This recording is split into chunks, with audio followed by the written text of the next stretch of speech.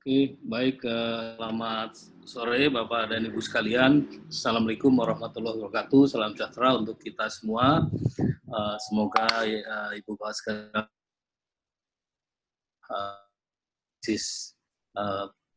pandemi ini juga yang sedang berpuasa, selamat berpuasa. Mudah-mudahan amalan kita diterima Allah Subhanahu wa taala. Terima kasih telah hadir untuk mengikuti internasional seminar dari IAE ini. Kita sebagaimana disampaikan nanti Pak Rama akan mengantarkan diskusi ini melalui sebagai moderator, dan saya kira kita mendapat pembicara yang kaliber internasional. Beliau adalah Phil. Oke. Halo, good afternoon Phil. Good morning in London. Halo, you haven't turned out your microphone. Tolong di-unmute, Phil-nya.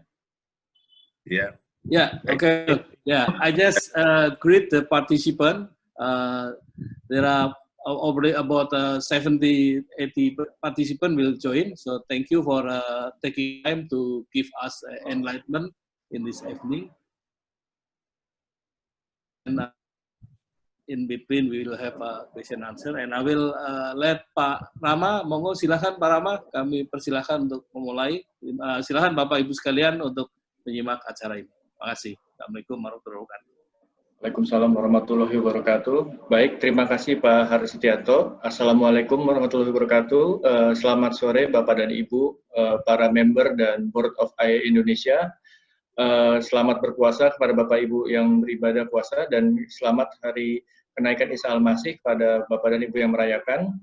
Perkenalkan, saya Rama Kurnia, saya Governor of Academic Relation IAE Indonesia, dan pada kesempatan kali ini saya akan menjadi moderator selama acara ini.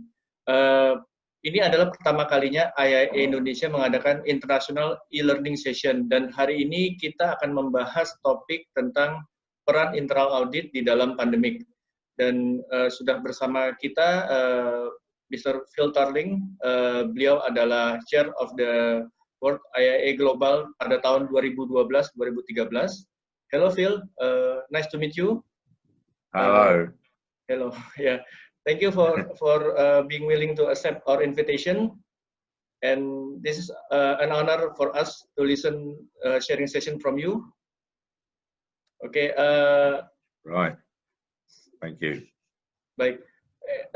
Saya akan menjelaskan tentang rundown acara ini. Bapak dan Ibu, kita akan mulai di 13.40 dan saya akan menjelaskan beberapa hal, yaitu kita akan selesai perkiraannya sebelum azan maghrib sekitar 17.40. Phil akan memberikan presentasinya dan setiap 20-25 menit saya akan membacakan pertanyaan dari Bapak dan Ibu yang telah dilontarkan ke menu chatnya Zoom, atau juga kalau Bapak dan Ibu ingin menyapa langsung Phil, saya persilahkan, nanti admin akan mematikan fitur unmute Bapak dan Ibu sehingga bisa bertanya langsung. Kalau Bapak dan Ibu ingin ditranslasikan ke bahasa Inggris, saya bersedia untuk translasikan. Selama sesi ini akan ada 3 sesi pertanyaan dan jawaban, dan juga saya akan mensummary-kan setiap sesi dari presentasi dari Phil. Dan di akhir acara saya minta kesediaan Bapak dan Ibu untuk menyalakan video feature-nya, jadi kita akan take picture bersama. So at the end of the event, we will ask for the willingness to participant to be able to activate the video features, so we can take picture together or take a screenshot capture together. That's my introduction. I hope this e-learning will enrich our insights. And before we start this session, we will both participate in the 4 quick polls, which the question is the same question from the poll of IAE Global Survey, and we will discuss the result after the quick polls. Oke, kepada admin, tolong pertanyaan pertama bisa dilontarkan. Oke. Oke, pertanyaan pertama, bagaimana perubahan dari staffing internal audit sebagai dampak dari COVID-19 ini. Staffing ini termasuk dari co-sourcing atau outsourcing yang mungkin ada di organisasi Bapak dan Ibu. Okay. This is also the same question from the IAA Global. I copied it, and we want to know the result from the participant. Okay, so far we got the several answer. Today we will be about 70 participants. Currently already login about 52 participants.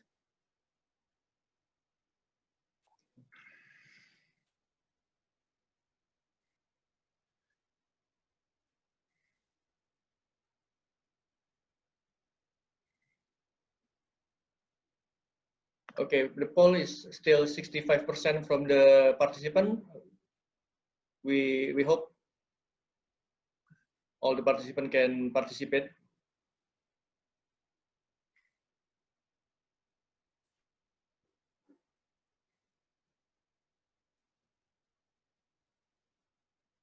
Okay, I will end the quiz one after 2 minutes.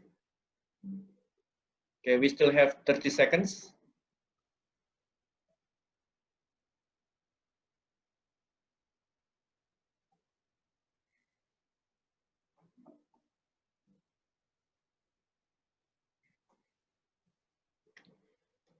Okay, 10 seconds. Okay, I think it's already done. Okay, saya tinggal tekan ini ya, end polling ya. Atau langsung kita bahas? Okay. Okay, can share the result.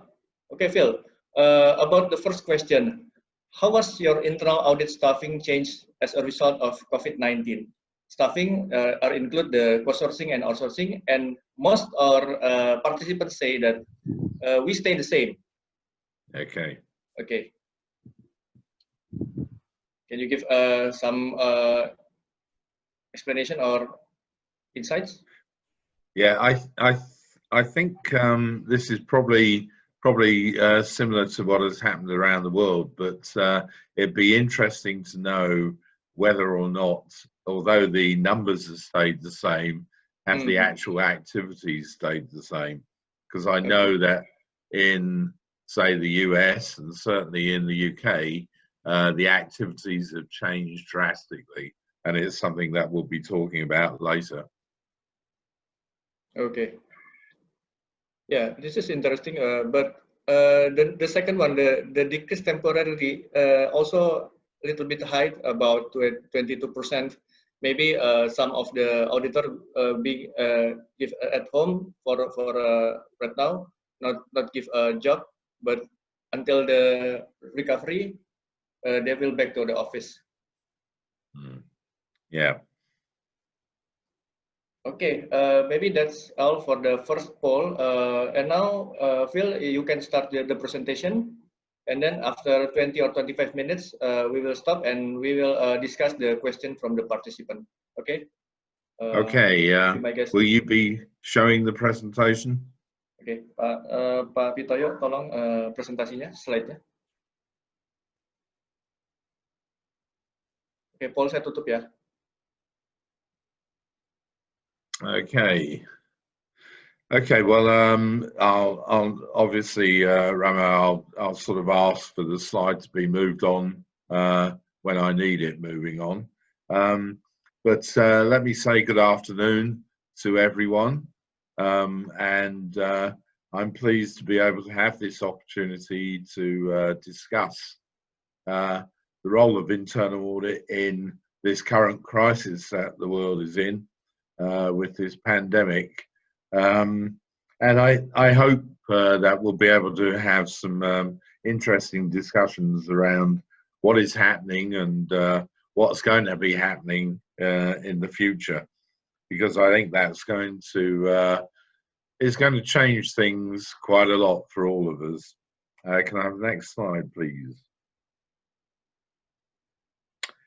Okay, right. This is my introduction, but we can pass over that because I'm sure everybody knows enough about me. this is the agenda, and what I'm hoping to do is to discuss with you what's happening now, all the impacts that we've heard of, the things that we know that are happening around us, and then as Rama said, we'll take a break then and look for questions around that, maybe for people to explain what is happening in their internal audit service. Following that, we'll then look to what we think is going to happen in the future, and we'll then have another sort of round of questions and discussion, and then we'll go for a conclusion. And we're hoping to be able to finish around about 5:30, so that everybody gets the opportunity to go and break the fast. Yes, I think that's the plan anyway. So the next slide, please. So what we want to do is talk here about the major impacts, and as you can see, you know, I doubt whether many of you see Jakarta like this, or you've not seen it like this very often. I know that when I've been in Jakarta a number of times, it's always been absolutely full of traffic, with motorbikes all over the place, and absolute sort of traffic chaos almost. So it's from the fact that we have deserted streets and police roadblocks, everybody is facing major impact. You can have the next slide, please. So those major impacts, I think, break down into potentially three areas, and the first area that we can identify is disruption. And we've talked about over the past few years a lot about disruption, but mainly along the lines of the digital revolution. I don't think anybody really had on their radar the fact that a pandemic was going to occur, and so therefore there's been considerable disruption. If we think about the fact that there's no airplanes, or very few airplanes operating. If I look outside my window, I'm on what is normally a busy street. I'm lucky if I see a car once every 15 minutes. It's a totally disrupted world, and we have difficulties to think about how we're going to go forward. And then, of course, we have lockdown, and this has happened in a number of areas, and we'll explore some of the things that this leads to. But it's something that we all need to consider, because I believe that it's very few of us have experienced this sort of thing before, and I expect most of us don't want to experience it again, because it does have some considerable impact. And then, of course, the other impact is the working from home scenario, and we'll talk about that and the way that that has also had some major impacts on the way that things go about. I mean, we really do need to be focusing a lot on how these sort of things are really changing our little world, or our concepts really of how things go. If I can have the next slide, please. Okay, so if we look at disruption, we can see here this has quite an impact. You know, disruption basically means that we've got no staff. My brother owns a manufacturing factory, and his problem has been, because of lockdown, there has been no staff able to get to work. There's been no supplies, and without staff and supplies, you get no product. And this is the major disruption that has occurred. And even if you can get staff in, are you then able to get supplies? Because you may rely upon supplies that come from abroad. If you've got a just-in-time mechanism, which is the thing that everybody has been suggesting as being the way forward, then how do you get those supplies when there are no air links and very few other links? And without that, you have no product. And that has a major impact, because, you know, you then get some real problems. If I can have the next slide, please. Because you have lockdown, you've got no product as a result of the disruption that's happened. You have no cash because you're not actually producing anything. You're not getting paid by anybody. And you therefore are unable to afford to employ your staff. And this is one of the reasons why around the world, the governments have introduced furlough schemes, which basically have given government money to industries, to organizations, to pay their staff, so that the staff do have pay, so they do have salary, and they are kept on. They are not made unemployed. And I think it's interesting, because it'd be an interesting poll almost to have, but how many people had ever heard of the word furlough before this pandemic? I mean, I knew of the word, but I certainly hadn't seen it or heard it being used at all in normal circumstances. And yet now we talk about it as though it's a generally common thing. So if I can have the next slide, please. And then we have the working from home. Now, you know, one of the biggest problems working from home is there's no schools. And so therefore, you've got the children at home.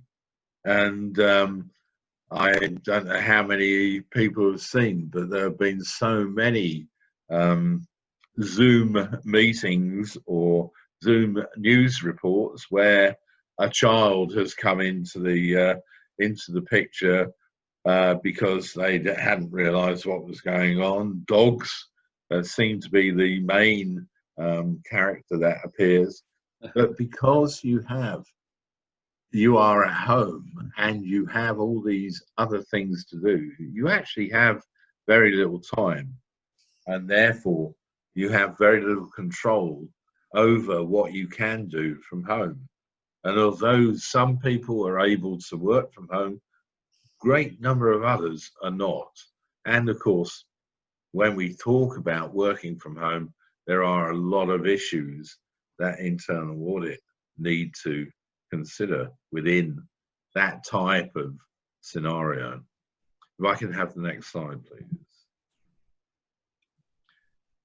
So what has happened? Well, we basically saying that the audit plan has been torn up.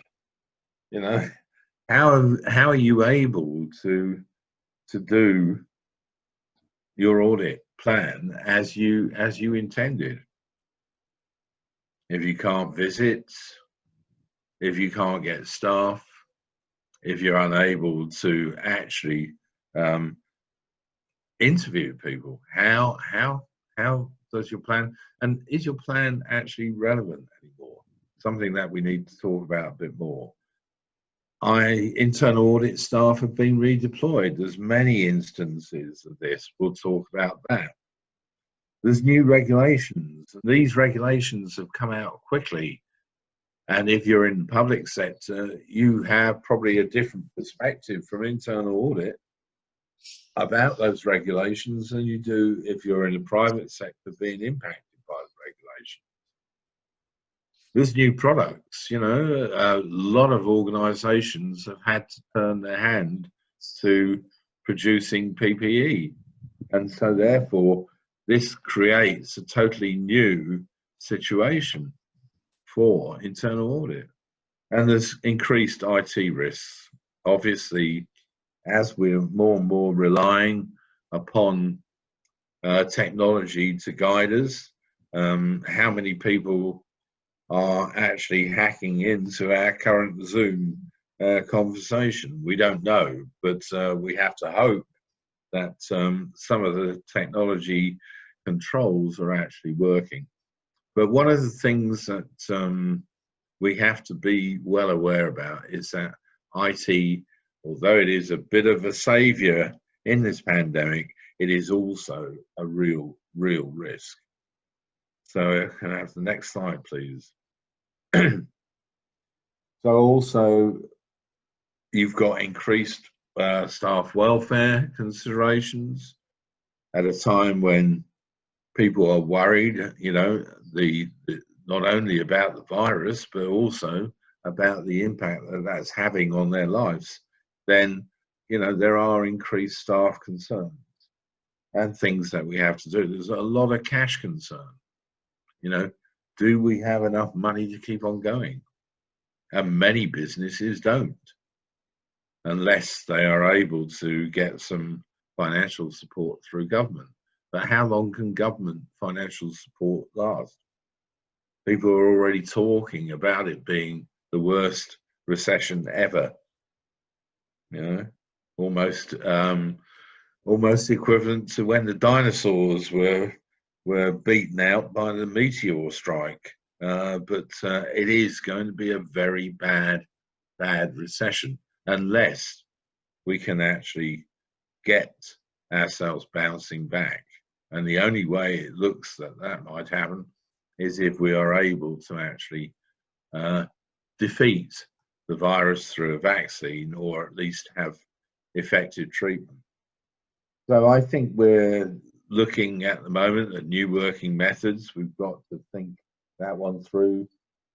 We've got to have more communication. Communication is extremely important. One of my, my theme when I was chairman was around communication, around talking to our auditees and letting them know the truth. But it becomes more and more important, communication within the whole organization.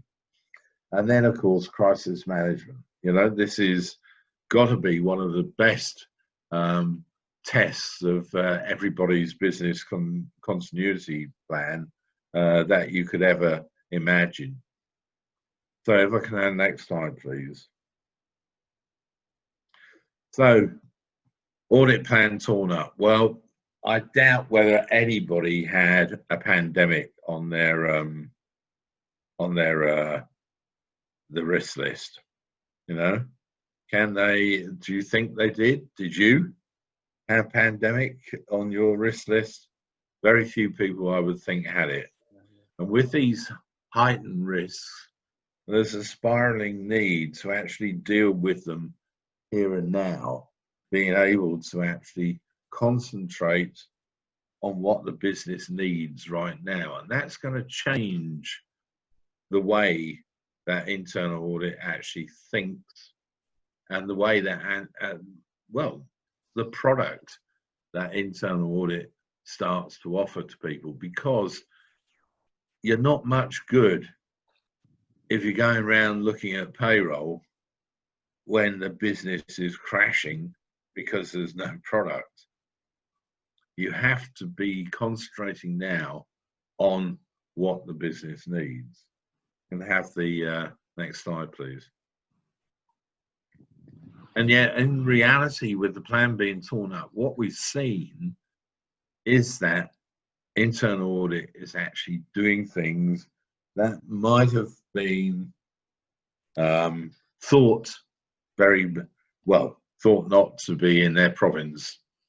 And in the UK, there are many examples, I'm sure there are in Indonesia, of internal audit teams actually getting involved in operational issues.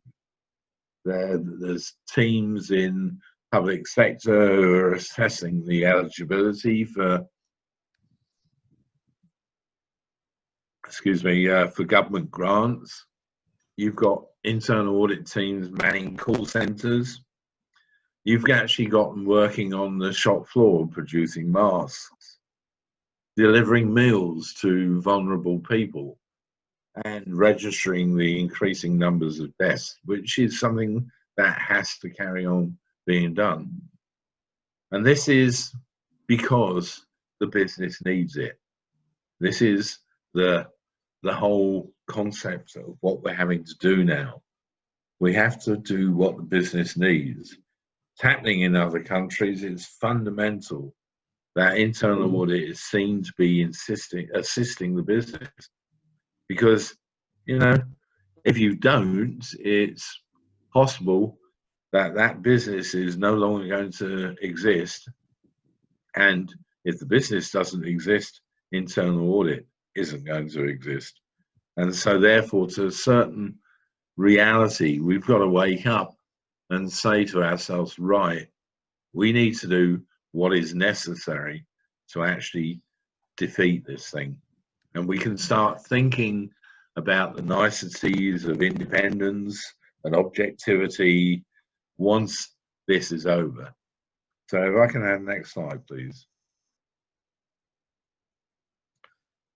So yeah, I mean, even on redeployment of staff, if you have people being internal audit staff being put on other duties, initially we need to make sure that they are capable of doing that task. And also, we need to be sure that it is a business priority. And I think, you know, if I say it once, I'll say it twice, 3, 4 times. The main thrust of anything that internal audit is doing has to be around what is the priority for the business. So if we look at the new regulations, I touched on this a little bit, but in the public sector, basically you'll need to be looking at the development of those new regulations. Are the controls sufficient? Do you need more controls? I noticed there's a report in the news today in the UK that suggests that there's a very, very high number of false claims for benefits, for social benefits. And this is almost certainly a consequence of the fact that they started to try and process these claims a lot quicker, and so therefore lost out some of the controls. And in the private sector, maybe what we need to be doing now, what we should be doing now, is seeing what is required and making sure that we actually have necessary controls in place so that we, as a business, are actually following what the regulations are. And for those producing new products, we need to make sure about the viability and the controls needed on them. I don't know whether you heard, but in the UK, within the first week of the scale of the pandemic being known, and the fact that there was a concern that there may not be enough ventilator capacity in the health service, McLaren F1, the Formula One team, actually developed in 3 days an oxygen pump that they then put into production using another firm to actually manufacture the thing. And the oxygen pump was within, well, it was operational within something like about 8 to 9 days, and made sure that capacity was fine. And that's an example of new products, but so many companies have started turning out PPE, the protective equipment. And so therefore, people need to be looking What is it that our organisation is doing? Are they doing something new? Have they thought it through? Is there enough control over that? So maybe if I can have the next slide, please. There's the increased IT risk. I mean, with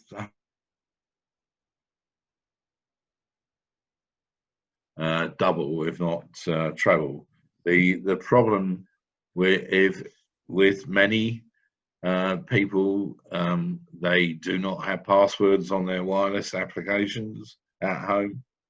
No matter how many times you tell people to do that, they don't have them, and so therefore there's the increased risk of hacking. And with people working at home with company documents, then there's a lot of things that are worth getting. One of the things that have been reported in the press, I don't know whether you've seen it, but is the increased hacking that's coming from places like Russia, Iran, North Korea, against the health and pharmaceutical companies in order to try and get access to their development and their research. And then I mentioned increased staff welfare. Being at home all the time, having the pressures of being at home all the time, even if it's having the fact that your children are there all the time, giving you that pressure, there's more need for team meetings because you need to keep in touch with people and make sure that people are actually doing. But there's more likelihood of mental stress and therefore more need for you to be aware of the welfare of your staff. And then we have the cash concerns, which I talked about. Potentially, internal audit should be looking at the modelling of cash and seeing how we can take that forward. Can I have the next slide, please?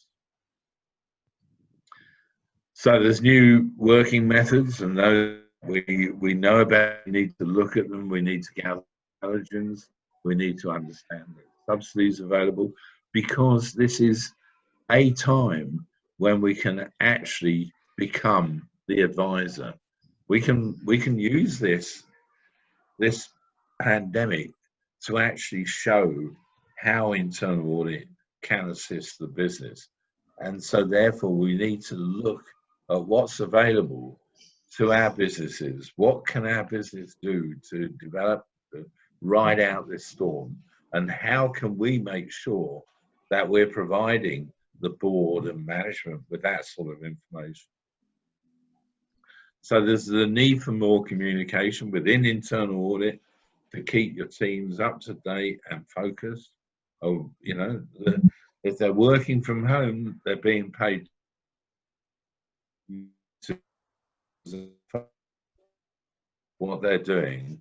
And then you need to also be looking at the messaging that is going from your firm, your business, your organization to the staff and to customers.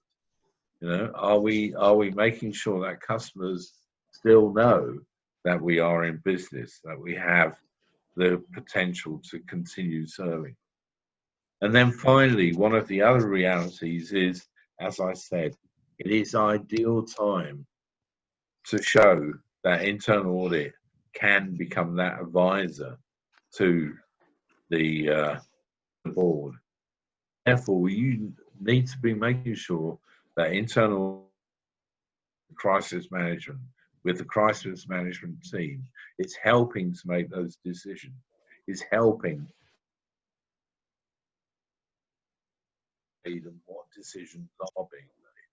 So with that, I'll finish the first part and we'll look for questions. And Rama, I've been seeing a few appearing on my screen, but I don't know where.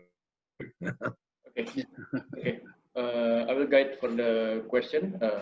Okay, so far we have about 10 questions.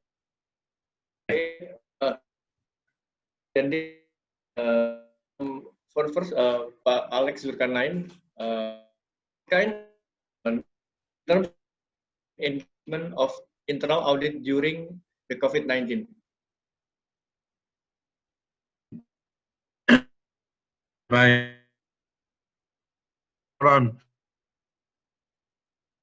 Is that you cannot, as you work, you have to start looking at what the business needs, and the business does not want you doing what you would do every year. The business needs you to actually look at the things that are impacting on the business and give the business advice on how they deal with that. And obviously the second part, start dealing with some of the things that we see as being the new normal. In other words, the things that internal audit should be doing during this crisis. Okay. The next question from Pak Ihsan. With this COVID situation, we cannot do on-site audit to collect data, and we cannot interview directly with the auditee. But for the processing data, we often get doubt about the source and the truth of the data. I mean the integrity of the data. How about that? Yeah, this is going to be one of the considerations. You know, you cannot interview people except virtually by remote interviewing using Teams or using Zoom. I'm sure there's others that can be used as well. So there are ways, means of it.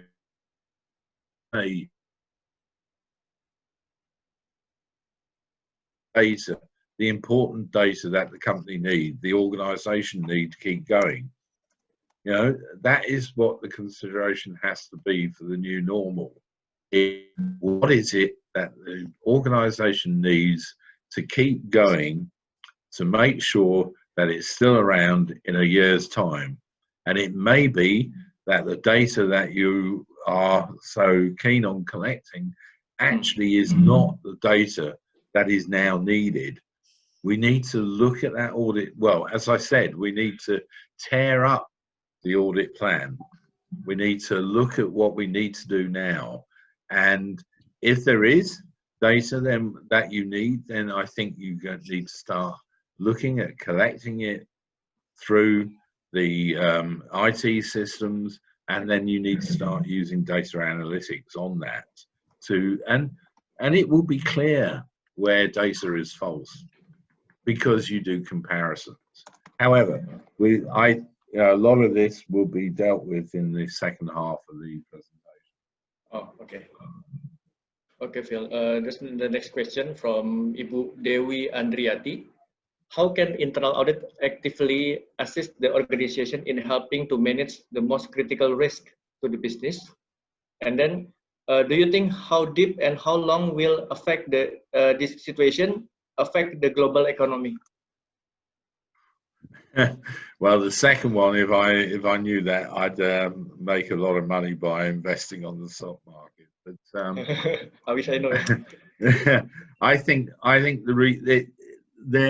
it depends really on how business actually manages to perform. If business has managed to keep itself going through the pandemic, and then there is the necessary business travel, then I think the economies will bounce back a bit. However, if business travel stops, if we don't have the supply links that we had previously, then I think we've got a problem, and we will be looking at an extended recession. However, to look at the first part of that question, which was about the identifying major risks, etc., that's what we have to do. You know, the risks that we have now are not the risks that we had previously, and so therefore we need to do some work on looking at what the current risks are. And as I'll say to you in the next session, you need to really think about your plan and how long that plan is for, and whether or not we now need to have very short-term plans, because risks are going to change all the time. What most countries, it's only months or 2 months since the pandemic really started to hit. Just think of the changes that have occurred in that 2.5 months. Okay. Okay. Okay. The next question from Ibu Novalita Imanuddin. How does we are used with the work from home, working remotely using digital device? The top risks are being considered during IA plans months ago or might be different from now. What are the first 3 priorities we need to do in the next 2 or 3 months ahead? Well, it depends on your organization. It depends on the organization and their risk profile. But one of the things that you need to do if you're working from home, if you have people working from home, you really must make sure that every one of them has got Wi-Fi, which is password protected, or broadband, which is password protected as well. And that's the one thing that you can do, and you can do that very easily. But that's something that needs to be done. So I would say the other risks are really going to be dependent upon your organization. We'll talk about some of them in the next session. Okay. Next question is, once the pandemic is over, we'll be working in the new normal situation. How do internal audit prepare ourselves to this situation? Well, I think one, we firstly have to understand what the new normal is going to be, and I'm not too sure that everybody understands how that new normal will be. I think there's been a lot of hype over working from home and about how that might be the way that people will go forward. But I think if you talk to people and think about your own experience about working from home, I think if you talk to people, you'll find that people actually quite happy to work from home, but not every day, because people need the contact with their peers. They need to be, if they're a part of a team, they need to see and interact with their team, not just as a face on the screen. If you think about it, when you're in the office situation, how often do you just bounce something off one of your co-workers? You'll sit there and you suddenly have an idea and you'll think, and so you'll mention it to one of your co-workers, who will then say something back, and you maybe talk it through and get some sort of ideas. You can't do that virtually because you've got to set up a meeting, you know, and by the time you've made a phone call, or by the time you've done a WhatsApp video, you've forgotten what it was that you were going to discuss. And so I think working from home, one of the things that is going to do is hot desking. Any hot desking going on for quite a long time. Okay. The next question is about how to redesign our audit plan this year. What the best of our priorities to add value to our organization, especially for the public sector? Maybe I can leave that one until the next session, and we can talk that through, because I'll be talking about how you design your plans and things like that. Yeah. Yeah. Okay.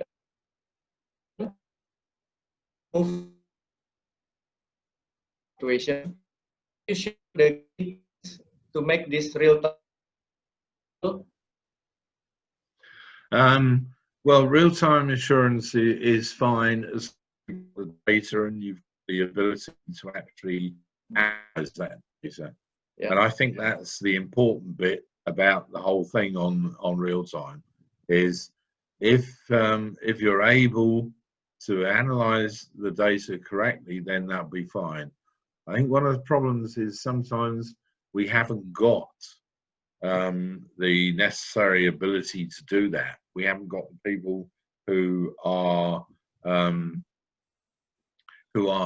able or experienced or whatever to actually do that analysis, and that's where we might fall down on doing the real time.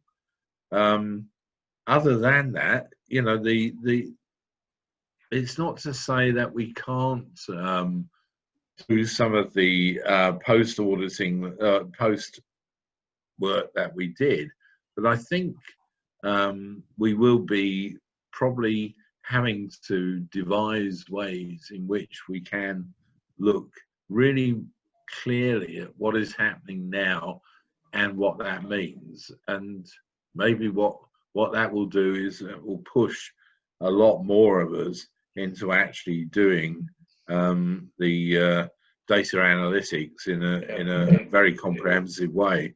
Yeah. Okay. The next question from Bu Merisa. With this current condition, reliance to IT is highly increased and IT risks and vulnerabilities are getting much higher. On the other side, competency of IT audit is limited and challenging to grow. Besides getting help from the external auditor or consultant, how to tackle this while reasonable assurance need to be provided by the internal auditor? Yeah, I mean, one of the problems is, and again, it is really, is there such a thing as IT audit anymore?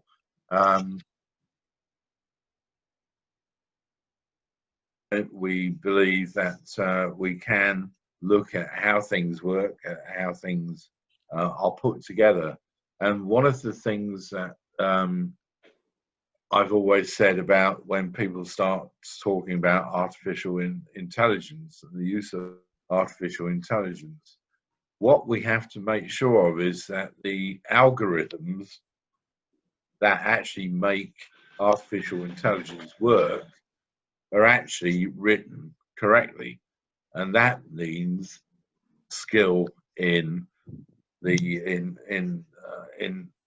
algorithms. And we probably don't have that within our internal audit team. So yes, we have got to start getting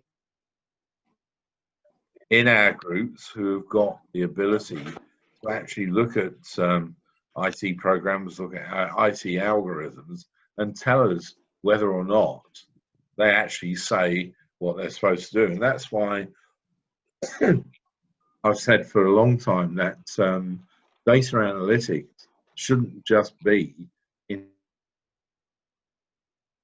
what we need to have in our team are data specialists who are specialized in analyzing data, and they provide the push for the audit of what's happening.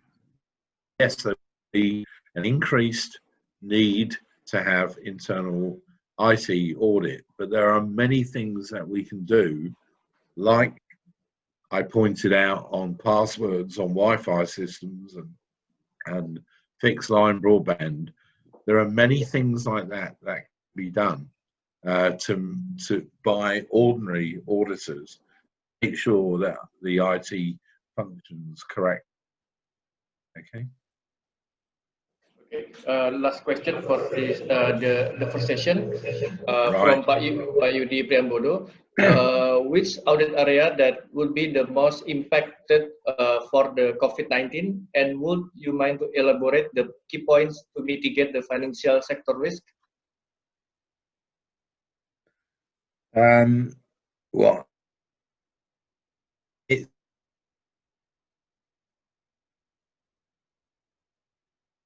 won't be financial risk, will it?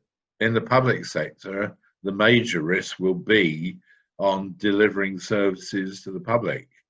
and delivering grants to organisations that need it, or loans, or cash to individuals. So it is difficult to say what the major risk is going to be as a global type of answer. I think what you have to do is you have to look at there's going to be some key risks, and I'll outline some of them as we go on.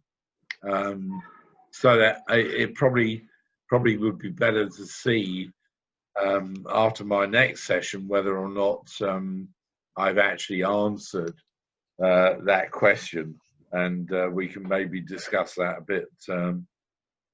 a bit more in the next question session. Yeah.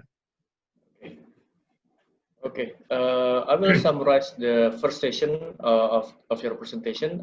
Maybe this is some points that I got from the slides and from your explanation. The first, the major impact of the COVID-19 may be similar in the world. There's three areas which we can separate. The first is the disruption. The lockdown, maybe some of us cannot get the payroll, cannot be paid, and then some of us will do work from home, which means maybe there's lack of control of the employees. And then the second point is how we gonna go forward. We might say the digital revolution, but we need to realize that, and we have to implement it right now without any preparation. This is the point of the new normal. And the third is how you able to realize the audit plan as intended. Concentrate on that the business needs right now. And there is some ugly truth, and I think it's true because we don't ever write or we don't ever register the pandemic in our risk register. And I think there is an interesting in internal audit in UK that that several activities. It means internal audit not just do the paperwork, but also making a real impact, like involved in the call center and tabulate the victim, like that. And then for the new regulation, we have to make sure that our business are in compliance with the new regulation. And we agree that so many IT device we use, so many channel we use, and infrastructure, the IT risk may be doubled.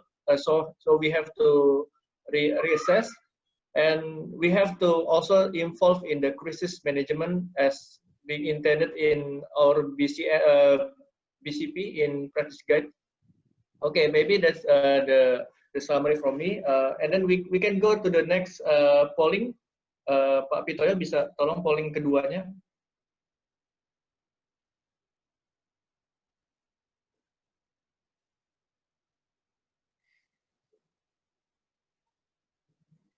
Oke, bagaimana internal audit, fungsi internal audit mengadres risiko sebagai dampak dari COVID-19?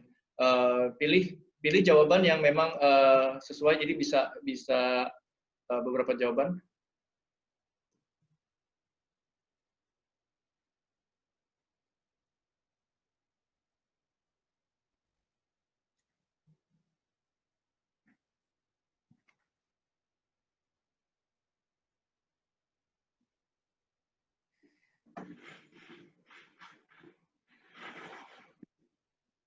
Oke, sejauh ini sudah 55% partisipan. Saya akan tutup di 2 menit untuk mempersingkat waktu karena kita masih ada sesi selanjutnya.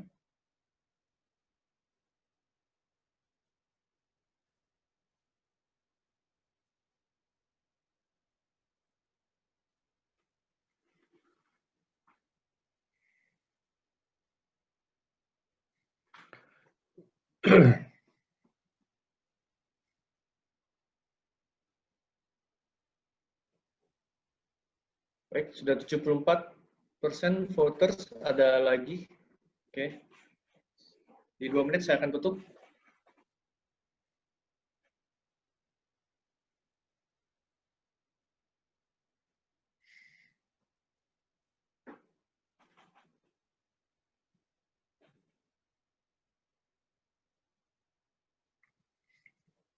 Oke, kita tutup pollingnya, Pak Pitoyo, minta tolong.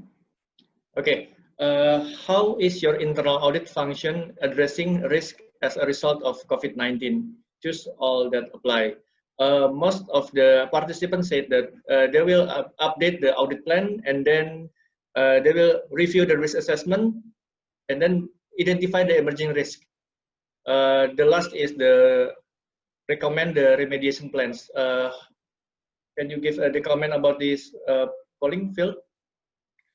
Yeah, I mean it's quite interesting, because I would have thought that maybe all of them would have been all the top three would have been about the same level, because I'm not too sure how you would update your audit plan if you hadn't identified emerging risk or reviewed the risk assessment.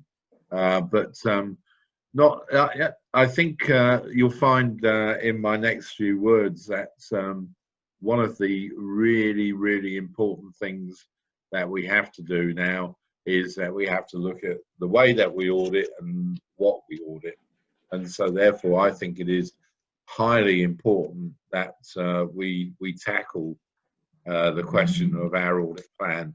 And that to me means that we need to get very highly involved in what the risks are to our organisation. If that means helping to identify emerging risks, if it means reviewing the risk assessment, I think it definitely means that, then that's what we've got to do. But in the end, you know, when we get back to our offices, I think the first thing that you have to do is that you have to look at that internal audit plan, tear it up and start again, because quite honestly, things have changed, and if we don't change with these change, then we're not doing what we should be doing, which is assisting our business, our organisation. Okay. Yep. Okay. Maybe we can go to the next session of the presentation. Yeah. Okay. All right. Okay, so this is the new normal. As probably, I don't know whether you recognise the picture, but this is Abbey Road, and the Beatles were actually lined up one behind the other on the zebra crossing there. But obviously, the new normal is that they can't be. They have to be at least. Well, it seems to be changing at the moment, whether it's 1 metre or 2 metre. But you need to be at your social distance. So I think it's the picture is there just to illustrate the fact that we all need to be thinking about social distancing as the new normal. Next slide, please. Yeah, so this is your staff meeting for the future, and I think you're gonna look at people spending months working from home if they can. The point about working from home is that it is at least safe. Most offices are not built to actually keep people apart. They're actually built to have as many people as possible in the least amount of space. And so therefore they can't cope easily with social distancing. And certainly, you know, we need to think of all the challenges that is going to give us, because not only do you have the IT challenges, but you do have the mental pressure challenges. As I said to you, you know, think of yourself in the office and the number of interactions that you have with other individuals whilst you're in the office. And if you don't have them, how does that impact on your mental well-being? And I think that's something that people need to think about. Certainly you need to think about it as your internal audit staff, but also you need to think about it as the new normal, as to how the whole organization is working. You won't be wandering down the corridor or down the stairs or in the lift to see people and find out how things operate. You'll need to book an appointment on Zoom with them and discuss it with them from their home. So if I can have the next slide, please. So if we're thinking about the new normal, think about all these things that can be impacting. And this isn't them all, but no hot desking. I mentioned that before. That is something that has definitely been put out in the UK and the US. And it's to do with the fact of keeping the spread of the disease down. No open plan offices. There's discussion at the moment of having screens put up around, so you're in booths, but actually in sort of booths that are covered in so that you can't spread anything. Hand sanitizer is going to have to be available everywhere. Many companies are actually putting in temperature controls in their front lobbies, so that nobody gets in if they've got a temperature. So what about the lifts, the elevators, the lifts? How do you control that? You know, how many people will you allow in a lift? You know, 2 meter spacing, you have to have that, but how do you do that in staff areas, around the tea points, in the restaurant? How about hand washing facilities? In office blocks that are shared, there is often a ladies' toilet on one floor and a gents' toilet on another floor. And these are shared between firms. Can you have that? Between companies, between organizations, can you have that for the future? I'm not too sure you can, because you might be remember that, you know, companies, organizations will have legal liabilities to keep their staff safe. And this is something that we have to, as internal auditors, I think we're going to get much more involved in health and safety work. And then there's infection testing. Should we be testing all our staff to make sure they aren't infected? And how often do you do it? You know, do you do it every 14 days to make sure that they haven't caught an infection since they were last tested? It is a minefield, but it's a minefield that internal audit is going to have to get involved in, because this is going to be the new normal. And it's not about our, you know, internal audit counting the cash or going around and making sure the assets are all there. This is the thing that's going to be the risk. So if I can have next slide, please.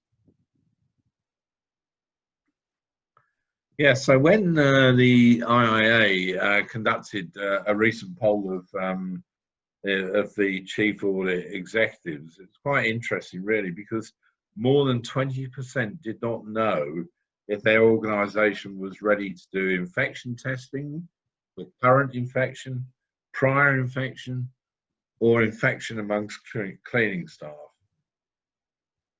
Now, that worries me a little bit, because I think those are fairly important aspects of risk.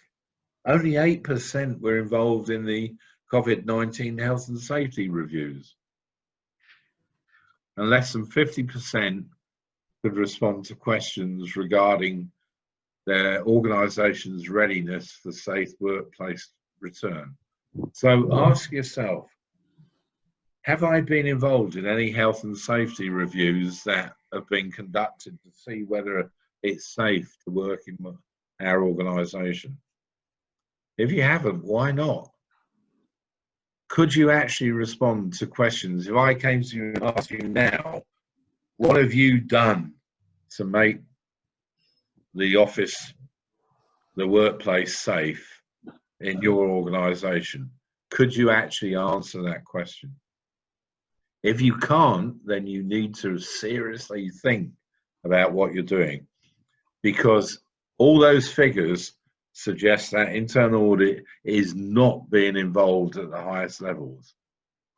And we've talked about this for years. We've talked about it ever since I started in internal audit, and that's 30 odd years. We've been talking about internal audit must be involved at the top table, must be involved. And yet, even now, the figures would suggest that we're not involved at the top table. So can I, next slide, please? So some more figures. The survey of 2,500 plus participants, and this is what they said they were doing.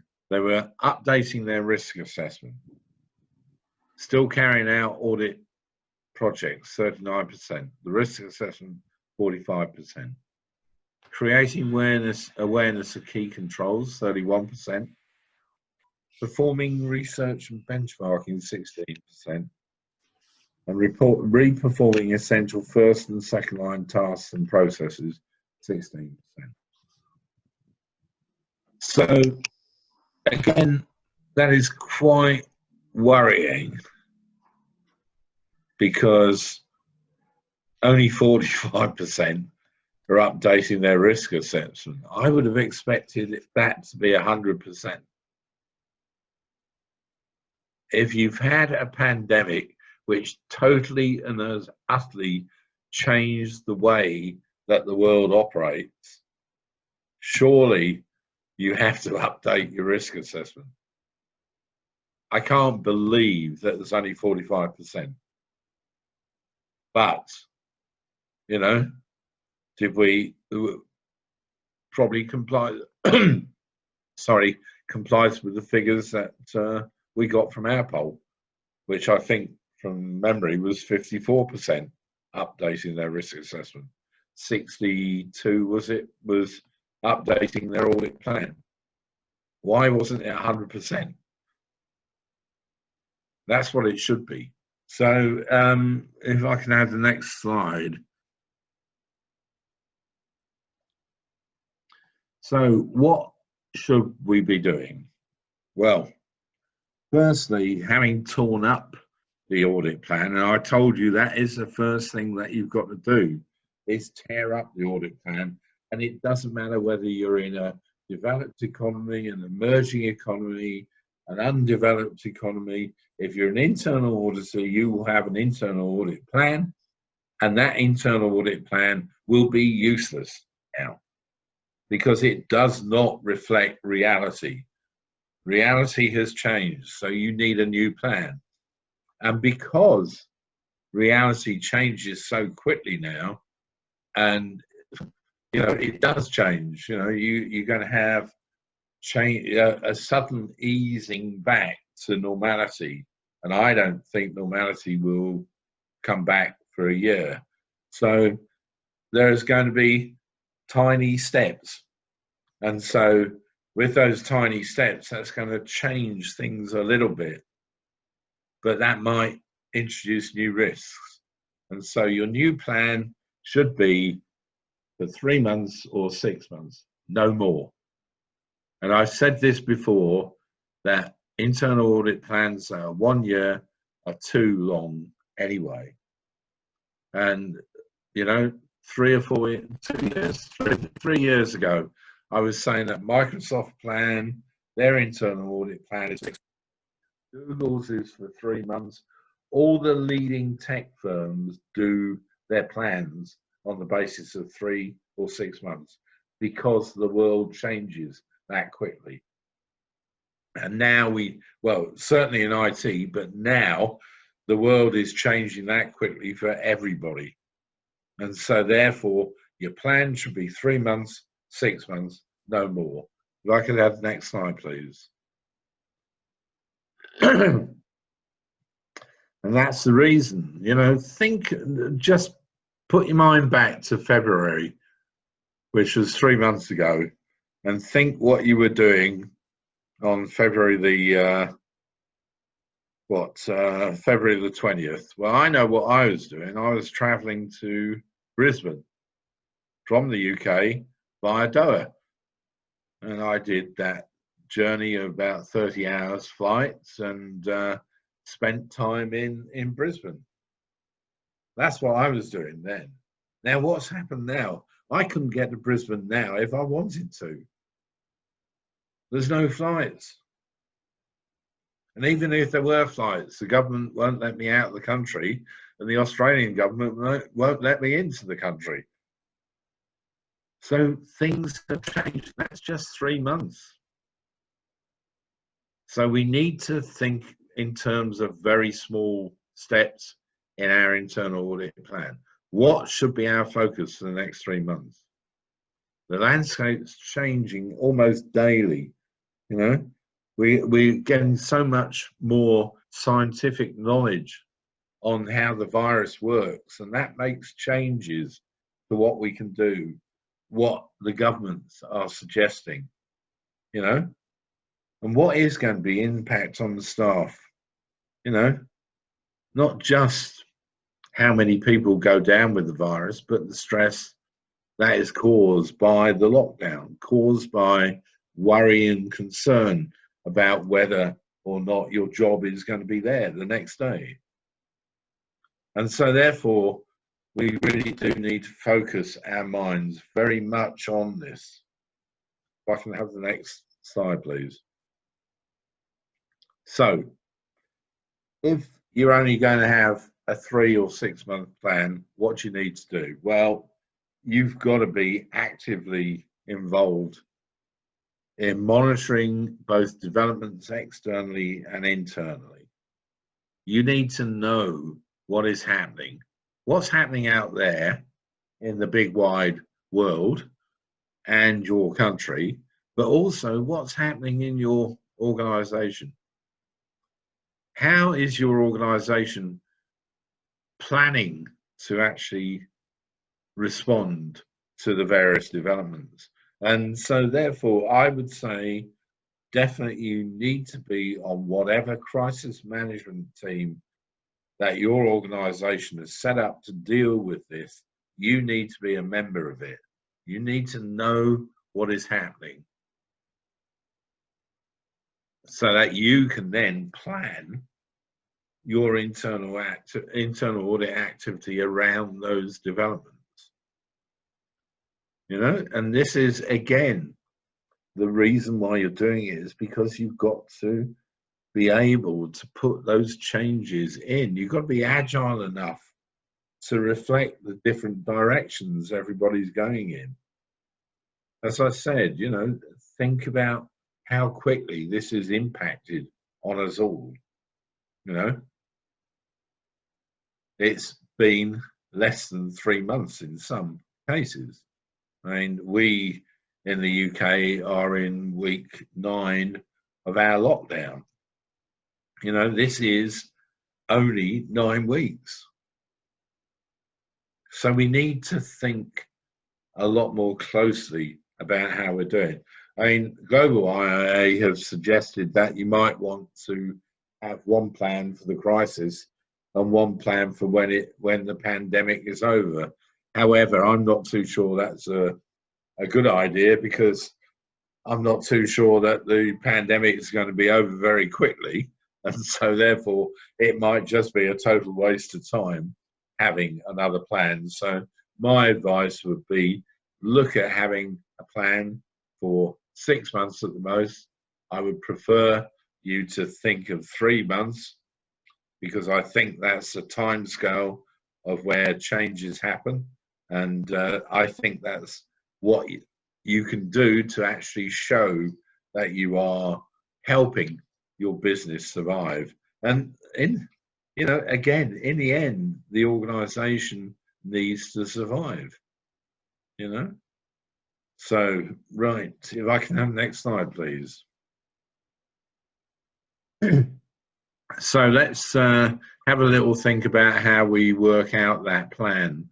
Well, in one of their pandemic briefings, Deloitte have suggested that you can think of risk in the following terms, and I think it's probably a good way of looking at it, because it gives at least a bit of focus around those key risk areas that we need to be thinking about. And as I said, I can't tell you what your risks are going to be, because unfortunately they're going to be different for each and every one of you. And I think there were 70 participants when we looked, and I think we're going to find that there'll be at least 50 different risks that are high risk there. So I think compartmentalizing some of it is a good idea. It gives you some sort of focus. So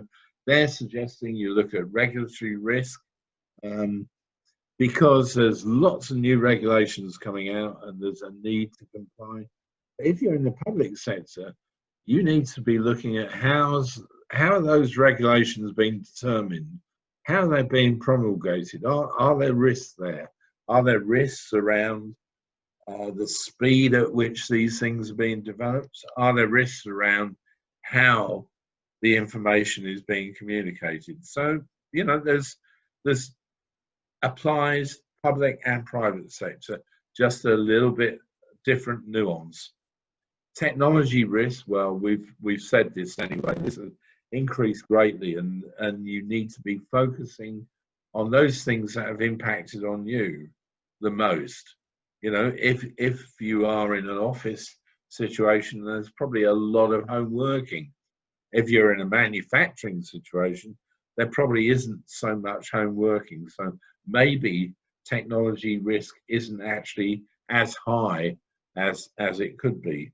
So therefore, then the next one is financial risk. This is a massive risk, but it really is dependent on whether or not you've managed to continue producing during the pandemic. If you've managed to produce, then maybe your risk financially isn't quite as large as others. But one of the things that you really need to consider is if you're taking loans, where the loans have been taken, when they're, what does that represent in the future for repayments, etc. And then in the operational risk area, two things I would highlight there, which are probably going to apply to everybody, and that is supply chain and health and safety issues. Health and safety issues definitely are going to apply to everybody. Health and safety now is paramount, and as I said, because there's legal risk if you don't get health and safety right. If somebody comes to the workplace having been told that they should come back to work, and they then catch the virus because you haven't segregated things correctly, you haven't provided face masks. If people have to work closely together, you haven't provided them with PPE, then you will be legally liable, almost certainly. And so therefore these issues need to be resolved. They need to be looked at. And I would say that becomes a very high risk in anybody's definition. Supply chain, again, is very, very much dependent on how you are. But if you're dependent on one supplier, you need to be certain that one supplier is going to survive. Because if they're not going to survive, you need to be making arrangements now to put a contingency in place so that you continue with your supply. And that is one of the concerns that a lot of people have, is that there may be this domino effect. If one business goes out of business, one organization goes out of business, what is the impact on everywhere else? And I don't know whether you heard, but yesterday Rolls-Royce in the UK said they were going to make a number of people redundant because nobody's buying airplane engines anymore. But it's not so much just the people that are employed by Rolls-Royce. It's everybody else that puts things in there. You have a number of people who are no longer going to be spending money in the local community. Does that put shops out of business? So there's a lot of impact on businesses failing, and it's something that we need to think about. So next slide, please. So what I'll do is go through some of the areas that I think are going to be high risks that you can put in those buckets that Deloitte have suggested. And firstly, we'll look at regulation. So let's think about social distancing, workspaces, restaurants, coffee points. Those sort of areas are all going to be covered by regulation one way or another. If the regulations say that you have to have social distancing, then you need to look at those particular spaces. Those are going to be the areas that need work done on them, that actually are going to be the areas that show whether or not you are complying with the regulation. And then we have, if you can't socially distance, well, the way that people are suggesting is that if you can't socially distance, you have to protect the workforce from contracting the virus, and that means personal protective equipment, PPE. What PPE is necessary? So there's a lot of questions around regulation. Again, I've mentioned sort of toilets, hand washing, use of lifts, things like that, again, will be covered by regulation. If they're not specifically covered, they'll be covered through the fact that you have to socially distance, that you have to have these spaces around you. Grants and loans, what are the terms around the regulations? Have they been fully understood? And that might then overlap with financial risks through there. And furlough payments, again, there'll be lots of rules around that. And in fact, in a number of countries that operate the furlough payments, there's been many instances of whistleblowing saying my company is getting furlough payment for me, but they've asked me to work. Now, there'll be a lot of that because, temptation, fraud, opportunity, it's all there. And so we'll think more about fraud auditing a little later on. Another slide, please. So the second area is around the business continuity plan. So did it work? Is one of the areas that I think you need to be looking at, because no matter what happens, there will be a second and potentially third wave of infection. Because from what they can tell, the virus is worse in cold weather. So around the normal flu time, when everybody gets colds, etc., then there's a potential for COVID-19 to be on the way again. And so internal audit really needs to be looking at how did the business continuity plan work? Giving an independent opinion to the board. It's the opportunity again to get yourself at that table to say, hey, we can actually evaluate what happened. We can say what went right, what went wrong, why it went wrong. And we can make recommendations for needed changes, because that's the one thing that we have to do. We have to make sure that our organizations learn from what went right and what went wrong. And unfortunately, things will have gone wrong, things will have gone right, but you need to tackle the ones that went wrong. And so therefore, one of the areas that you really need to be looking at is the business continuity plan. How did it work? What are the changes that we need to make? The next slide, please. And you need to think about what is high risk. You know, there's no point at the moment in focusing on anything but high risk. You need to make sure that the board understand this, and I'm sure they do. Through the audit committee, if you have an audit committee, make sure they're aware there are only high risks to be covered. That's what we need to think about. High risk is the area. You know, if it's going to happen tomorrow, we've got to stop it. So cash and revenue is going to be a key risk area. Employee safety and well-being, cyber security and the supply chain.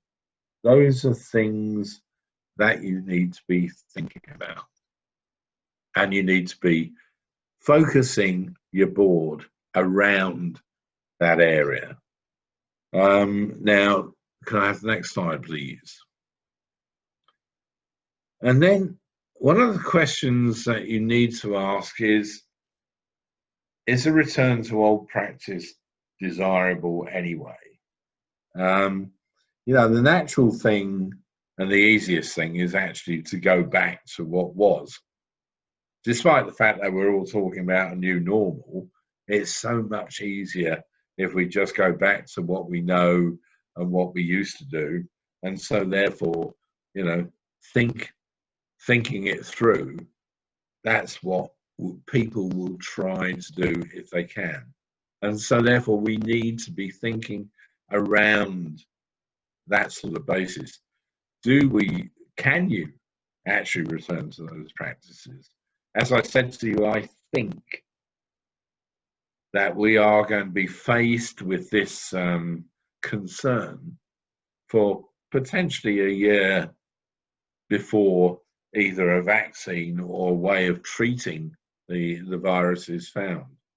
And if we are therefore faced with this new normal for a year, then I think hopefully that the return to old practices will not occur, because by the time a year has passed, we've probably forgotten what we did and think that you know, all this home working and social distancing is normal.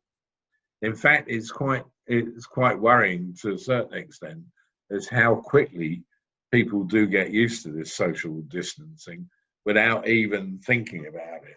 And so therefore, I think we're in a state whereby we probably are going to get to the point where we think, wait a minute, this has actually given us a chance to improve our productivity and value. As I've said, it's given internal audit the opportunity to get there on the crisis management team. It's given internal audit the opportunity to say, look, we can review the business continuity plan. So 2 opportunities to actually get your seat at that top table. But also it's given us the opportunity to think, wait a minute, we can improve productivity. Do we have to be visiting these people all the time? Can we just do data analytics?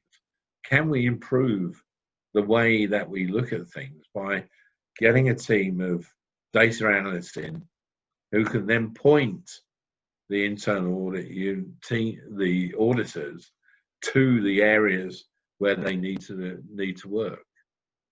And so therefore, whilst you are trying to look at these high risk areas, the other thing you need to be doing is to looking to see if there's any way that you can actually improve the way that internal audit works.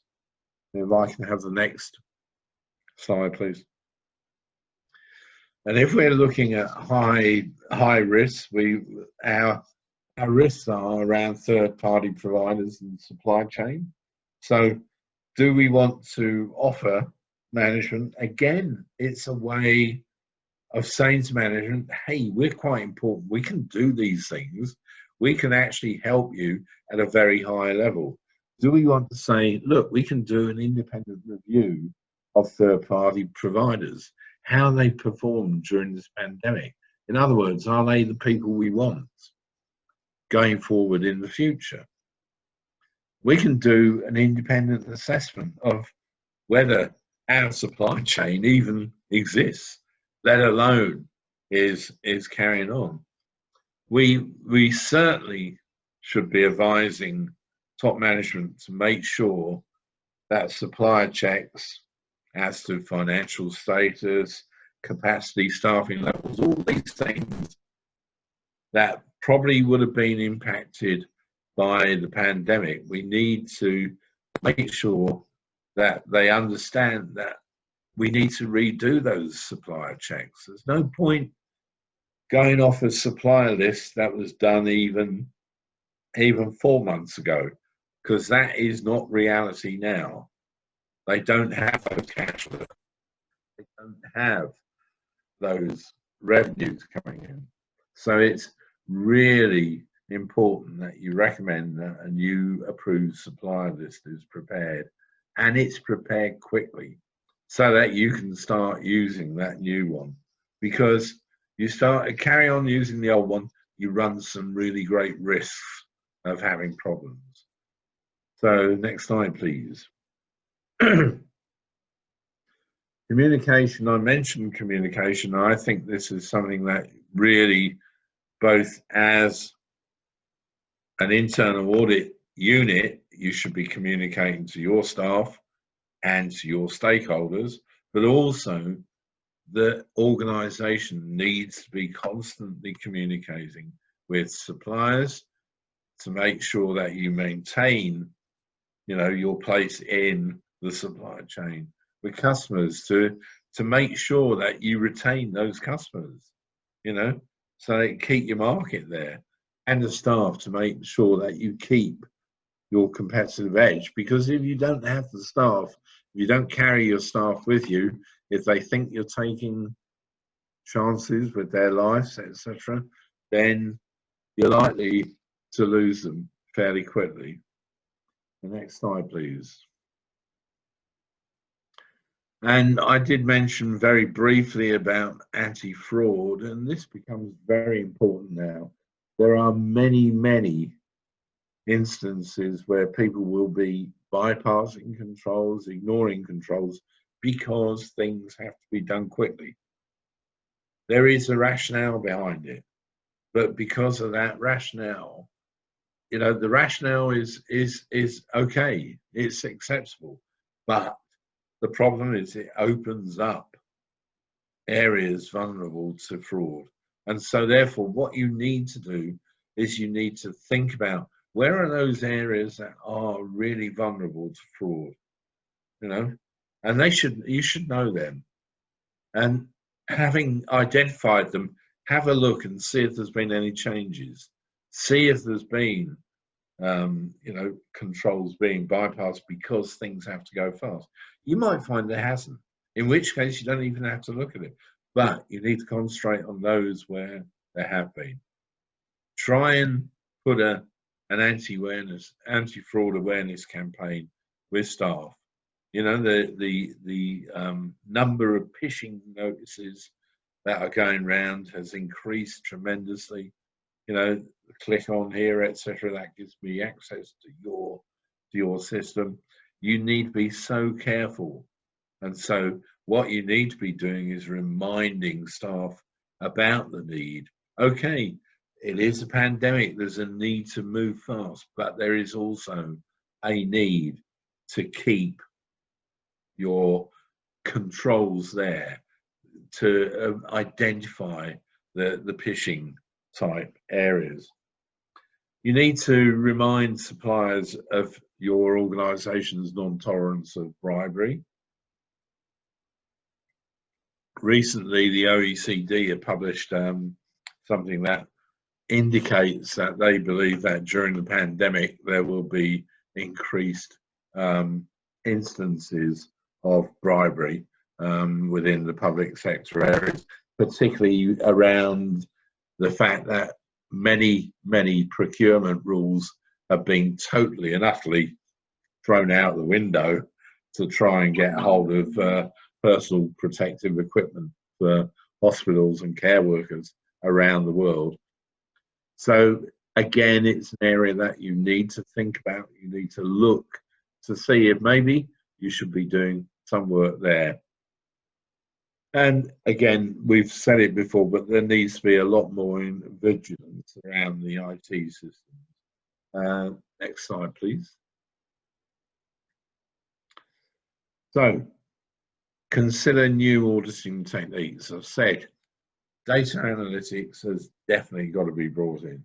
You need to be concentrating on this, and you need to get people who understand data analysis and not particularly auditors. Auditors can do the follow-up to what the data tells you.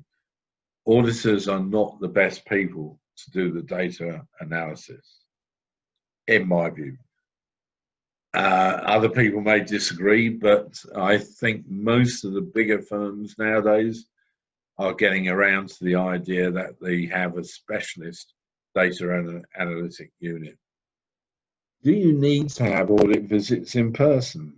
Somebody said earlier that you would do, because you know, people are always going to be trying to falsify data. Well, you know, you need systems in place so that data can't be falsified, rather than audit visits to check out whether people are falsifying data. So let's be thinking about how we can move on.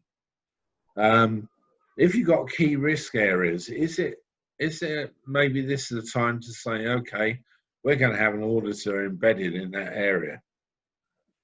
For 3 months, we're going to have an auditor there, just sitting there, checking a few things, but also listening, making sure that that key risk area isn't actually getting hammered. And do links between internal audit and risk management need to be improved. I mean, those are the areas that I think you would be best to actually try to improve in. And I've put written reports question mark. You know, are we now moving away from written reports? You know, do we just need something for our auditees, like a bullet point? This is what we did. This is what we found. 2 slides, and that's your audit report. Now that might be the way to go forward, and I think you need to start thinking about it. You need to think very seriously about it. Okay, if we go to the next slide, that's questions. So I think some of the questions have been covered by what I said, but I will give over to you now, Rama, to take us forward. Okay, thank you, Phil. Maybe I will summarize first, so you can take a break for a while, and then okay, and then we will discuss the question. Okay, I will summarize in bahasa. Oke, jadi di paparan di sesi ini, Phil telah menjelaskan mengenai beberapa hal. Yang pertama tentang new normal. Ini mungkin istilah yang Bapak dan Ibu sering dengar akhir-akhir ini. Jadi tantangan kita ini sekarang saat ini bukan hanya IT, tapi juga kesiapan mental kita, Pak dan Ibu. Jadi mungkin tidak bertemu, keterbatasan social distancing itu akan mungkin bisa membuat kita timbul stres. Terus juga nanti kalaupun kita sudah kerja, atau sekarang saat ini kita bisa nggak sih kerja tanpa meja kerja yang dedicated gitu. Dan juga kita harus membiasakan diri mencuci tangan, menggunakan sanitizer. Itu perubahan hidup kita yang harus kita jalani. Dan juga sekarang nanti kalau naik lift akan berjarak, sudah nggak bisa dempet-dempetan lagi di lift. Terus juga mengenai tes infeksi, apakah organisasi kita juga mendukung hal ini, dan juga sudah ada kebijakan di HSE-nya. Itu adalah hal penting yang mungkin juga kita harus pertimbangkan. Dan tadi terakhir adalah yang paling penting, ini kayaknya berkali-kali dikatakan bahwa terkait dengan surveinya IAE Global, perbaharui risk assessment Anda. Selama ini jangan kita risk register dan risk assessment kita sudah tidak update dan sudah obsolete. Gitu. Selanjutnya di call of action ada hal yang menarik. Yang pertama adalah annual audit plan atau rencana audit tahunan yang selama ini jadi utamanya kita di akhir tahun untuk ke depannya, untuk tahun depan, bahwa ini mungkin dibilang tadi kan turn up the audit plan. Jadi mungkin kita harus berurusan dengan rencana audit yang 3-6 bulanan. Jadi mungkin agile-nya ini sudah terasa ya perubahannya. Dan juga internal audit dikatakan tadi sebaiknya juga terlibat di crisis management team. Jadi kita nggak hanya mengaudit, tapi juga kita harus terlibat di penanggulangan krisis ini. Jadi kalau saya lihat ini di practice guide BCP juga ada di materi BCM, Business Continuity Management. Terus terkait risiko, ini yang menarik adalah di regulator risk, dengan adanya regulasi baru, mungkin akan ada peraturan-peraturan yang akan mendampak ke perusahaan kita. Terus teknologi risk sudah pasti akan naik secara signifikan, karena dengan kita WFH aja sudah ada risikonya. Terus juga terkait finansial, itu ada risikonya, tapi itu melekat dan beriringan dengan risiko di kelangsungan operasional kita. Jadi mungkin kalau bisnis kita terganggu, ya otomatis dari keuangan akan terdampak juga dan akan terpotret di situ. Dan terakhir di operasional, itu kita harus perhatikan dua hal, yaitu supply chain management atau rantai supply pengadaan kita, dan juga HSE atau keselamatan kerja. Nah, di bagian terakhirnya itu ada yang disebut dengan high risk to consider. Itu ada 8 hal yang saya summary-kan. Yang pertama, tentang hygienity dan jaga jarak sosial, itu mungkin jadi sesuatu yang biasa, dan kalau tidak mungkin dilakukan, kita juga harus terbiasa menggunakan APD atau PPE. Kemudian juga BCP, Business Continuity Plan, yang udah kita buat, pernah nggak kita evaluasi, sudah efektif belum, dan sudah sesuai dengan expected result kita nggak? Itu yang harus kita lihat pada saat ini dan ke depannya. Kemudian juga fokusnya board itu nggak hanya pada di high risk, tapi juga di pendapatan dan cash, juga keselamatan karyawan dan kesehatan karyawan. Terus juga cyber security juga harus mulai diperhatikan. Dan terakhir juga supply chain management kita bagaimana dengan dampak dari pandemi ini. Terus dari pandemi ini sendiri, ini yang menarik, kita sudah belajar apa dari pandemi ini, dan kita sudah menghasilkan apa improvement yang kita bisa lakukan kepada organisasi. Yang kelima, kita juga harus mereview kinerja third party, vendor, juga customer, gangguan selama pandemi ini apa aja yang terjadi, dan capabilities mereka gimana, karena ini akan berdampak ke operasional kita. Yang keenam, komunikasi dengan stakeholder atau pemangku kepentingan, terutama kepada supplier kita, kepada customer, dan terakhir kepada para karyawan kita sendiri. Yang ketujuh, ini yang menarik tentang anti fraud. Jadi mungkin selama pandemi ini banyak terjadi diskresi atau percepatan prosedur itu. Nah, ini kita harus lihat juga, hati-hati jangan sampai ada celah terjadi fraud di sini. Jadi tetap harus ini jadi objek audit kita, anti fraud. Terus juga yang menarik, data analitik, continuous auditing atau teknik audit berbantuan komputer, itu semua menjadi sesuatu yang standar mungkin ke depannya dengan ada pandemi ini. Kita harus terbiasa mengolah data seperti dengan menggunakan aplikasi, dan juga kita juga yang terakhir Phil katakan bahwa written report masih penting nggak sih? Jadi jangan-jangan kita udah harus berpindah, nggak hanya harus semuanya itu harus tertulis dan cap basah. Mungkin digital signature atau mungkin pelaporan menggunakan aplikasi. Itu sekian ringkasan dari saya. Selanjutnya kita akan lanjut ke pertanyaan. Saya akan dahulukan pertanyaan yang awal. Okay, Phil, the question is about 15. Sorry, the first from Pak Alfiandi. Is it necessary to review the internal audit charter during the COVID-19 pandemic? I think realistically, you don't need to worry about it at all. I mean, if it comes down to it, in the end, the charter just allows you to operate as such within the organisation, and I think that doesn't change. It's just the actual activities that you're doing that might change. So I don't think there's any problem at all with keeping your charter as it is and just going ahead and altering your audit plan more than anything. That's the important thing, is to actually focus your activities on what the higher risks are, the highest risks. Okay. Okay. Okay. The next from Pak Bimantara Widyadala. Since the control environment changed dramatically caused by COVID-19 pandemic, which particular area of the company that internal audit should pay attention more other than cyber or IT security issues? Well, I think as I've said, the difficulty in giving a straight answer is the fact that every organisation is different, and so what you need to be looking at is those risks that impact on you.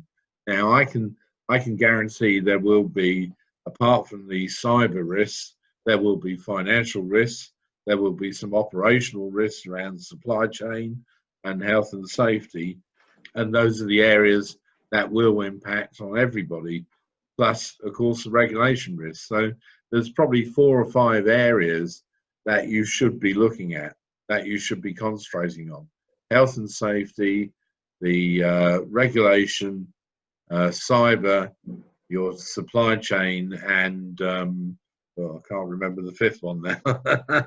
But yes, it's fundamental risks. Those are the ones that you need to concentrate on. Okay.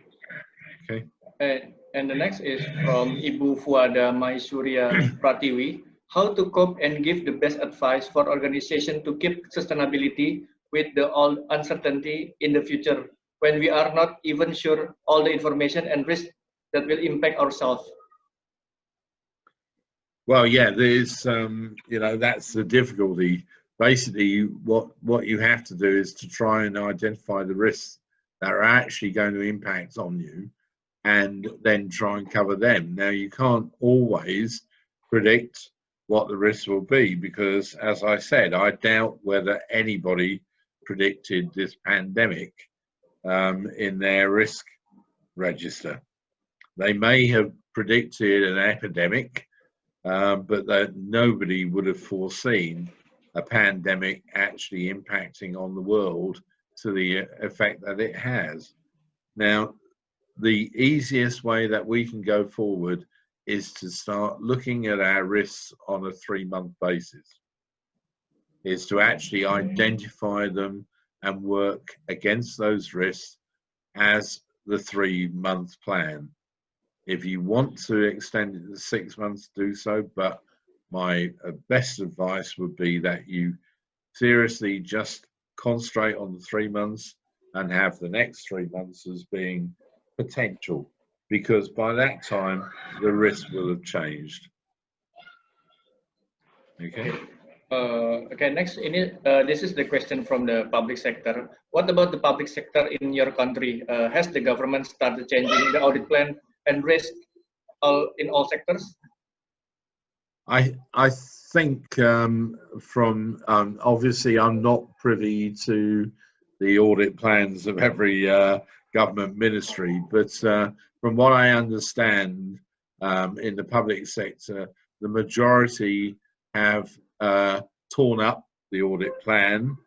They have a lot of people who have been seconded to carry out operational duties because of the vast numbers of operational tasks that need to be carried out, and they are looking for the future to be concentrating on the high risks that come about. Now, within the public sector in the UK, those high risks are around about the fraud on loans, grants, and social payments, which are very high on the agenda, because, as I said, you give people opportunity, then there's going to be a minority who take illegal advantage of it, and so therefore they'll be looking at that.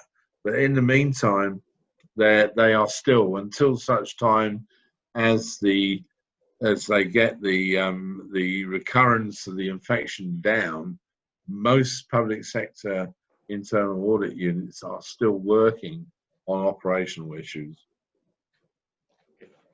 Okay, the next question I will summarize from the three questions related to the new normal. Is it any difference between the new normal in internal audit circumstances and the internal audit in the risk management practice?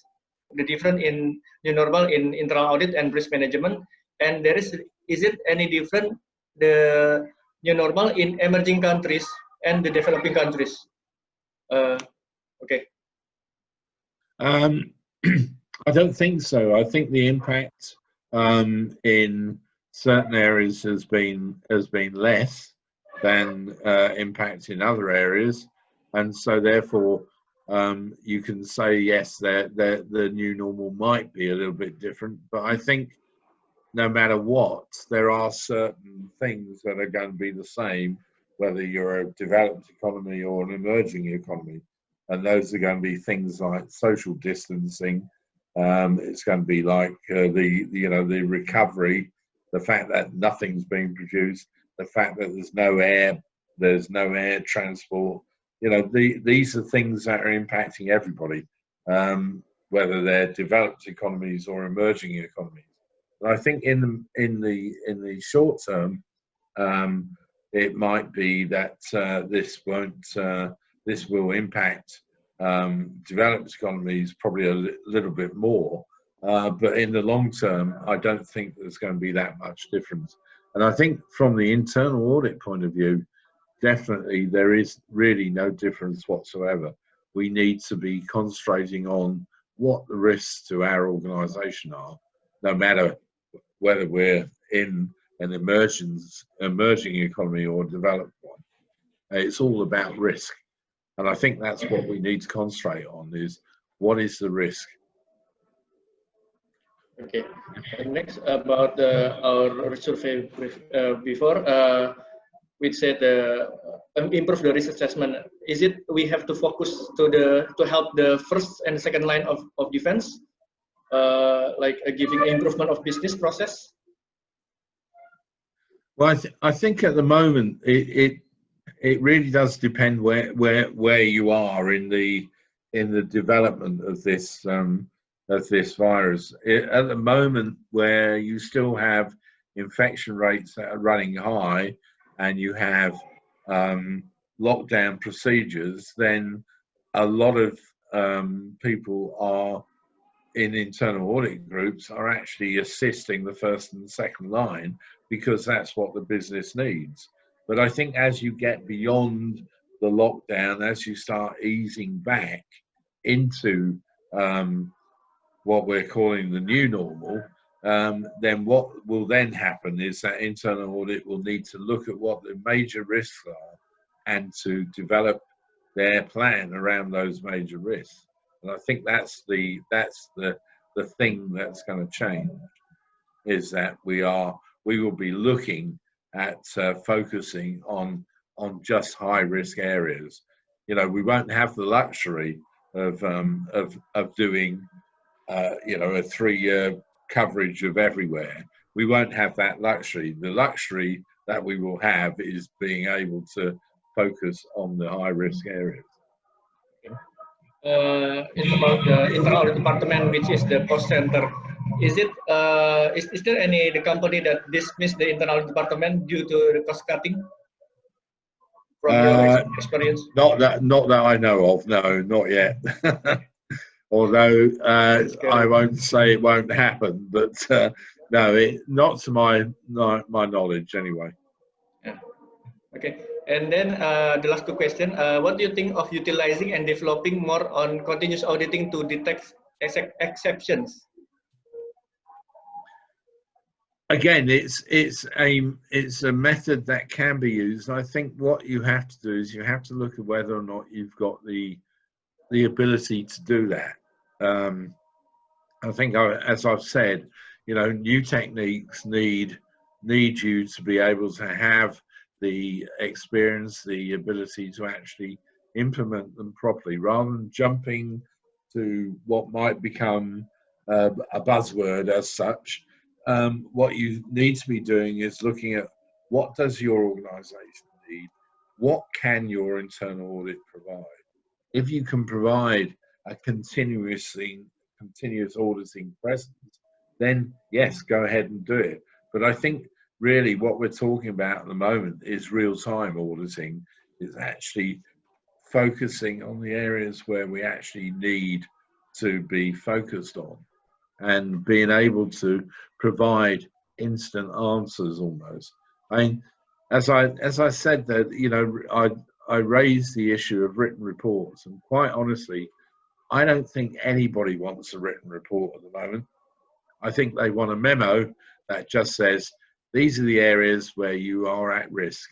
This is what we need to do to contain that risk.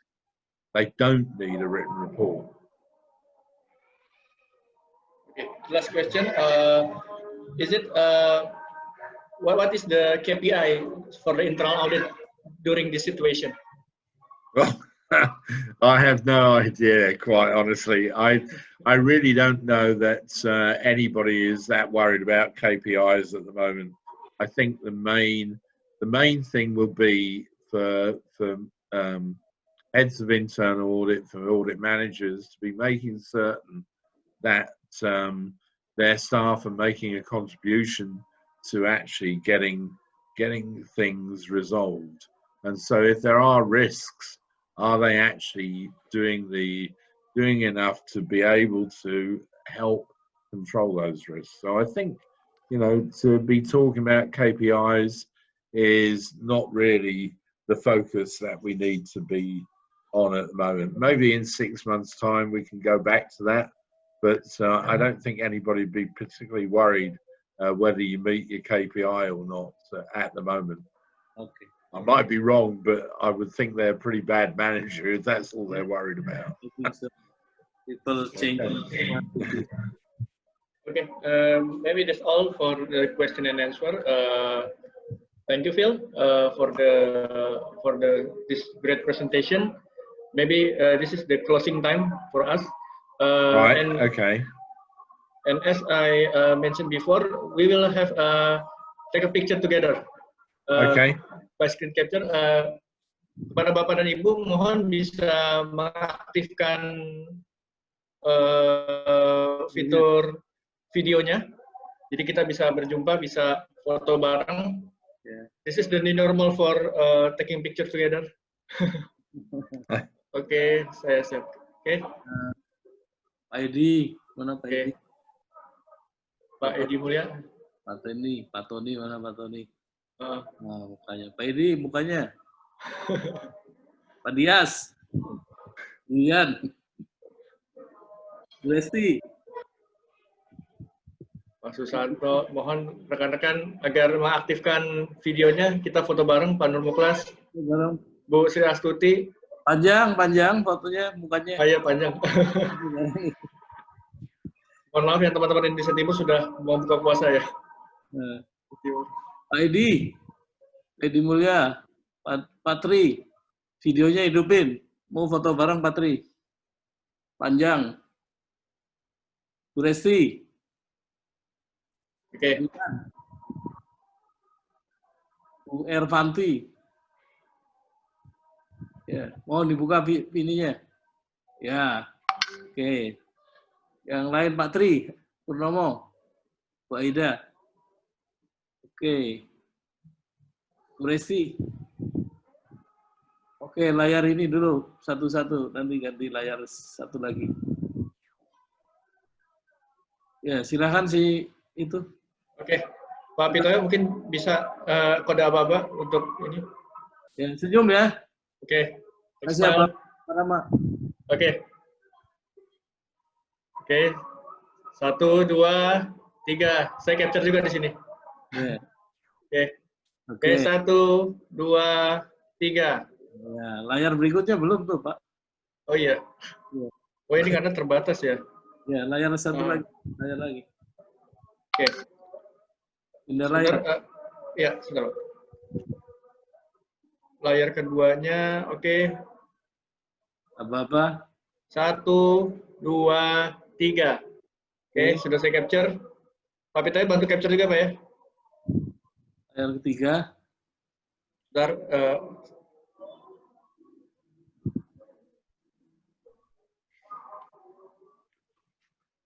oke. 1, 2, 3. Oke. Oke, Bapak dan Ibu, dengan demikian pembahasan kita untuk International E-Learning Session hari ini dengan Mr. Phil Tarling telah berakhir. Terima kasih atas partisipasi Bapak dan Ibu. Mohon maaf jika ada hal yang tidak berkenan. Untuk selanjutnya, saya kembalikan ke Pak Nur Abdillah.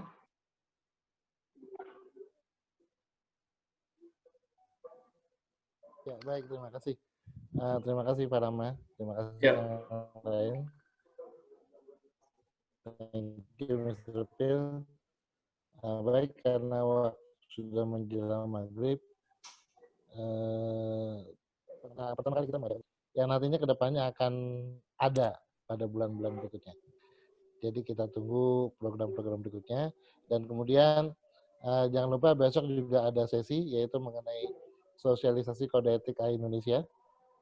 Sama-sama kita mendengarkan apa aja kode etik terkait dengan IA Indonesia yang besok ada kesempatan kita sosialisasikan. Baik, terima kasih atas perhatian dan waktunya. Terima kasih para panelis, terima kasih para yang sudah bertanya. Kita cukupkan. Selamat sore. Assalamualaikum warahmatullahi wabarakatuh. Dan Phil, sampai thank jumpa. you very much, Phil. Thank you from Thank you very much. Indonesia, and stay safe in London. Okay then. Okay, thanks. Right. Yeah. All of us. Right. Thanks to you. Right. Thank you. No problem. Thank you, Bill. See you again sometime. Thank you, Phil. Okay then. Bye. Ya, baik.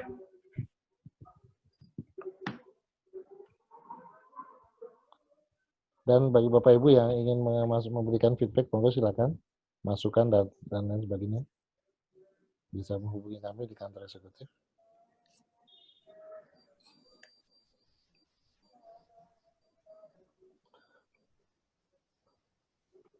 Oke, bisa kita close? Oke. Ya. Oke, terima kasih Pak Bapak Rama dan ya. Ibu. Pak Ya, Ari, terima terima kasih kasih. Pak. Pak Nur, Pak Ari, makasih. Teman-teman, makasih atas kehadirannya sore ini. Selamat berbuka puasa bagi yang menjalankan ibadah puasa. Ya, makasih. Saya log out ya.